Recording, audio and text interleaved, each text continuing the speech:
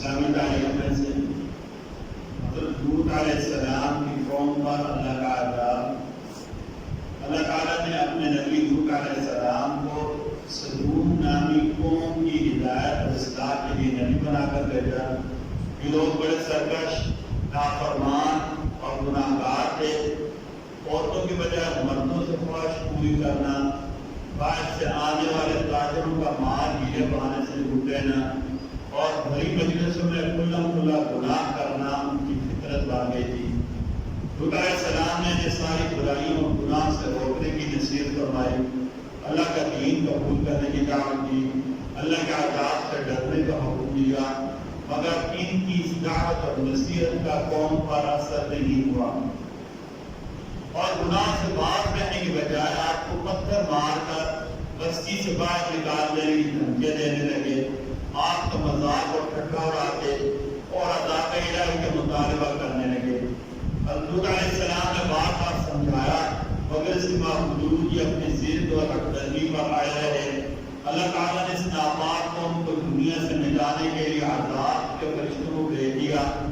حضرت علیہ السلام فرشتوں کے اشارے پر اپنے گھر والوں اور ایمان والوں کو لے کر سر نامی بستی میں چلے گئے.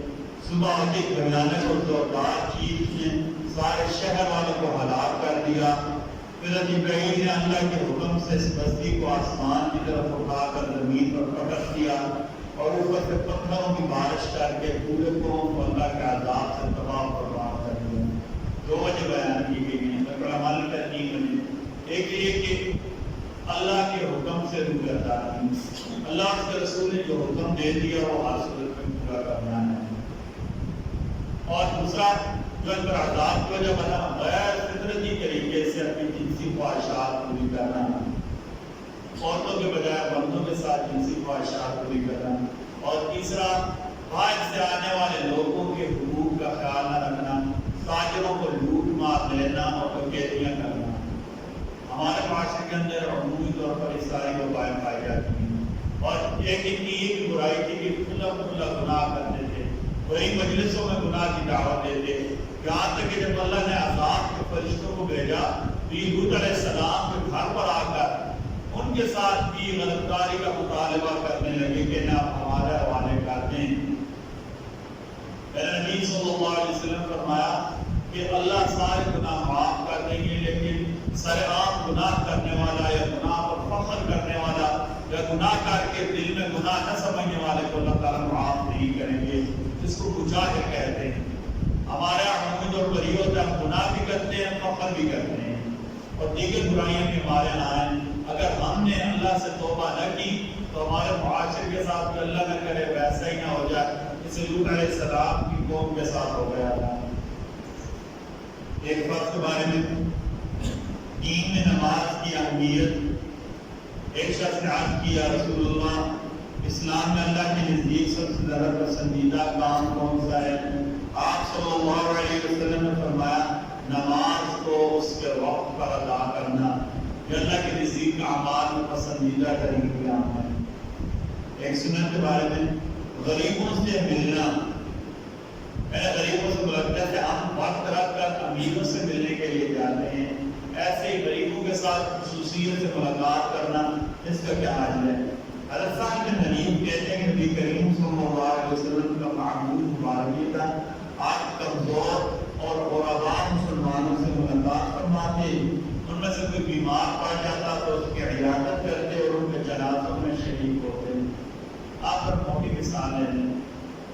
اللہ عافیت کا موقع فرمائے. ہمارا عموماً یہ ہوتا ہے کوئی غریب ہو تو اس کا جنازہ چھوٹا سا ہوتا ہے، امیر ہو تو ان کے جنازے میں دل دھرنے کو جگہ نہیں ہوتی.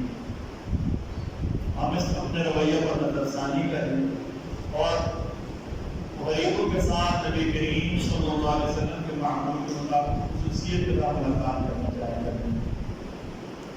ایک فضیلت اور عمل رحمت حاصل کرنے والی 3 عادتیں، یعنی 3 کام ایسے ہیں جس اللہ کی رحمت ملتی ہے. نبی کریم صلی اللہ علیہ وسلم نے فرمایا اس آدمی میں 3 چیزیں ہوں گی اللہ تعالیٰ کی رحمت اسے ڈھانپ لے گی. نمبر 1 جو کمزوروں کے ساتھ نرمی کرے گا. نمبر 2 ماں باپ کے ساتھ مہربانی کرے گا. اور نوکروں کے ساتھ نیکی کرے گا، کمزوروں کے ساتھ نرمی کرے گا، ماں باپ کے ساتھ مہربانی کرے گا اور نوکروں کے ساتھ نیکی کرے گا، اچھائی کرے گا، اسے اللہ کی رحمت ڈھانپ لے گی۔ ایک گناہ کے بارے میں قیامت کے دن سب سے برا حال اس کا ہوگا۔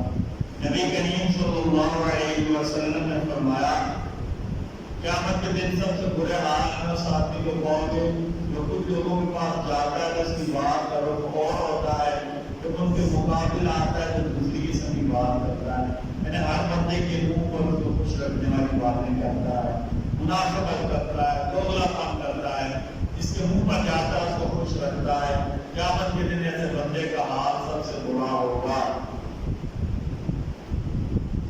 سے علاج سفر جل یعنی وحی سے علاج، وہی ناشپاتی کا کھانا ہوتا ہے، ٹھیک ہے، ناشپاتی سے ملتا جلتا کھانا کا بات ہو تو کیا ناشپاتی انگلش میں اس کا ترجمہ ہے KFC کرتے ہیں TEAR، اس کا اردو ترجمہ ناشپاتی بنتا ہے، لیکن اس سے تھوڑا سا فرق ہوتا ہے۔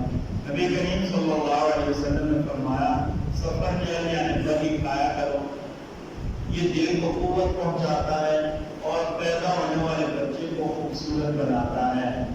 یہاں تک رواج ہمیں آنکھوں میں دیکھ رہے ایک تو وہ جو حاملہ ہوتا ہے پیاس کھانا بچے سے ازما کرتے ہیں اور کھجوریں، اللہ تعالیٰ نے مریم علیہ السلام کو حمل کے وقت کھجوریں کھانے کا حکم دیا تھا۔ اور دوسرے یہ سفر جب آپ کھاتے تھے ہمیں دیکھا تھا کہتے ہیں کہ ان سے پیدا ہونے والے بچے خوبصورت ہو گئے ہیں، اگر تو خوبصورت اللہ کے ہاتھ میں اللہ ہی جیسے چاہتے ہیں ویسے پیدا ہوتا ہے، یہ سارے اسباب کے رکھنے کے بعد ہیں۔ قرآن کریم کی نصیحت سورہ نساء آیت نمبر 86 اللہ تعالیٰ فرماتے ہیں جب تمہیں کوئی سلام کرے تو اسے اچھے الفاظ میں سلام کرو، یعنی اس سے جواب دیا کرو کہ السلام علیکم کہے تو کم از کم وعلیکم السلام کہ اللہ توفیق و رحمت اللہ وبرکاتہ ساتھ ہے۔ جب تمہیں کوئی سلام کرے تو اس سے اچھے الفاظ میں سلام کرو، کیا ویسے ہی الفاظ دے دو، بلا شبہ اللہ ہر چیز کا حساب ہے۔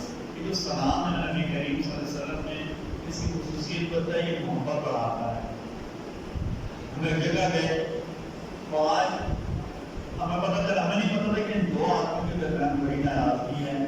ایک صاحب ہمارے ساتھ انہوں نے جاتے کہ السلام علیکم ورحمۃ اللہ وبرکاتہ، دوسرے جو صاحب لوگوں کے ان سے گلے مل گئے، ہم آپ بڑے عرصے سے ناراض تھے، کبھی وہ بھی نہیں آیا، آج جب آپ نے کہا کہ اللہ آپ پر سلام بھی کرے تو میں اللہ کے سلام کی سے محروم نہیں رہنا چاہتا، میں نے اپنے دل سے ساری روشیں نکال دی ہیں۔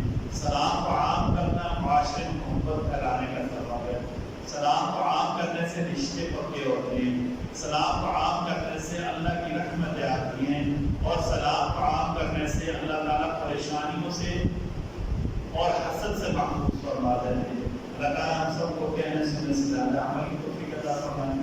آپ کی خدمت میں گزارش ہے کہ ہمارے یہاں جمعہ کے اوپر مخصوص موضوع پر بات ہوتی ہے، ہم ایک دن پہلے وہ موضوع اپنے سامنے کے بورڈ پر لکھ کر لگا دیتے ہیں۔ اگر آپ کے ذہن میں اس کے بارے میں کوئی سوال ہو یا کوئی تجویز ہو تو آپ ہمیں آ کر بتا دیا کریں تاکہ جمعہ کے خطبہ میں اس بھی ایڈ کر دیا کریں۔ کبھی کبھی یہ ہوتا ہے کہ ہمارے ذہن میں بات ہوتی ہے لیکن کسی طرح سے رسپانس نہ آنے کی وجہ سے اس ذہن سے بات نکل جاتی ہے۔ پھر کوئی ایسی بات ہو خصوصیت کے ساتھ اس بات کو نوٹ کر لیں گے اور انشاءاللہ بسم اللہ تعالیٰ لوگوں کے فائدے کی جو بات ہوگی ہم جمعہ کے آخر میں عمومی طور پر بھی کہہ دیتے ہیں۔ بسم اللہ الرحمن الرحیم، بسم اللہ والصلاۃ والسلام علی رسول اللہ، بسم اللہ وعلی ملت رسول اللہ، اللهم ربنا ظلمنا انفسنا وان لم تغفر لنا وترحمنا لنكونن من الخاسرين برحمتك يا ارحم۔ ویڈیو کے نیچے سبسکرائب کے بٹن پہ کلک کریں، بیل کے آئیکن پہ کلک کیجئے تاکہ ہر نئی ویڈیو کی نوٹیفیکیشن آپ کو مل جائے۔